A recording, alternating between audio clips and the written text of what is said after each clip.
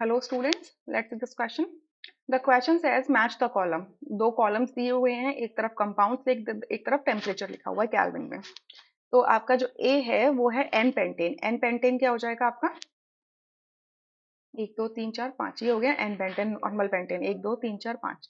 B में लिखा है आइसोपेंटेन। आइसोपेंटेन का स्ट्रक्चर होगा ये ये हो गया हमारा आइसोपेंटेन। और सी में लिखा है नियोपेंटेन। नियोपेंटेन का स्ट्रक्चर होता है ये हमारा ऐसे। ठीक है, ये हो गया हमारा न्यूपेंटेन। तो आप देख रहे हो कि इन सबका जो मॉलिक्यूलर फॉर्मूला है वो C5H12 है।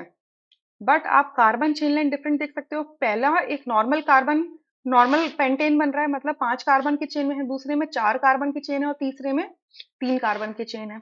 तो आप यहाँ पर क्या देखोगे? ब्रांचिंग। और यहाँ पर देखोगे absence of branching. Absence of branching. ठीक है, तो ब्रांचिंग की वजह से क्या होता है, आपका जो स्ट्रक्चर है वो छोटा हो जाता है। ठीक है, कहीं ना कहीं वो धीरे धीरे करके सर्कुलर शेप लेने लग जाता है, स्फेरिकल शेप लेने लग जाता है। और स्पीयर्स जो होते हैं एक दूसरे को सिर्फ एक ही पॉइंट पर टच करते हैं, राइट। तो अगर ऐसा होता है तो अब ये जो टेम्परेचर दिए हैं, चाहे मेल्टिंग पॉइंट के लिए अगर हम किसी भी फेज चेंज के लिए लेके चलें, जो स्टार्टिंग के जो एल्केन्स होते हैं वो किस फॉर्म में होते हैं आपके? अब इसमें क्या है, 5 कार्बन प्रेजेंस है ना, तो स्टार्टिंग के जो 4 एल्केन्स होते हैं वो आपके गैसेस होते हैं। और कार्बन नंबर 5 से जब हम स्टार्ट करते हैं कार्बन नंबर 17 की तरफ, तो ये हमारे लिक्विड्स होते हैं। तो इनके बॉइलिंग पॉइंट्स दिए हैं, लिक्विड्स को वेपर फेज में हमें कन्वर्ट करना है, तो इनके बॉइलिंग पॉइंट्स को रिलीज करना है। तो बॉइलिंग पॉइंट वो टेम्परेचर होता है जिसमें लिक्विड वेपर्स में कन्वर्ट हो जाते हैं अंडर एटमॉस्फेरिक कंडीशन। तो जितना स्ट्रॉन्ग फोर्सेस ऑफ अट्रैक्शन होगा उतना ही ज्यादा क्या होगा? बॉइलिंग पॉइंट होगा। तो अगर आप देखो अगर एन पेंटेन को देखो तो ये एकदम लॉन्ग रहेगा।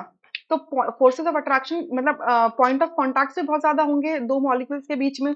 इस वजह से ये कैसा होगा, इसका बॉइलिंग पॉइंट सबसे ज्यादा होगा, यानी कि इसका बॉइलिंग पॉइंट होगा 309 केल्विन। बी में देखो यहाँ पर इसमें कम ब्रांचिंग है और सी में ज्यादा ब्रांचिंग है।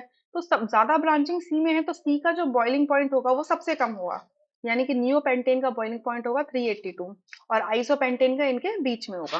तो ऑप्शन कौन सा करेक्ट हो जाएगा? AQ BR एंड CP, यानी कि सेकंड ऑप्शन करेक्ट होगा। Rest options would be incorrect. I hope you understood. Thank you.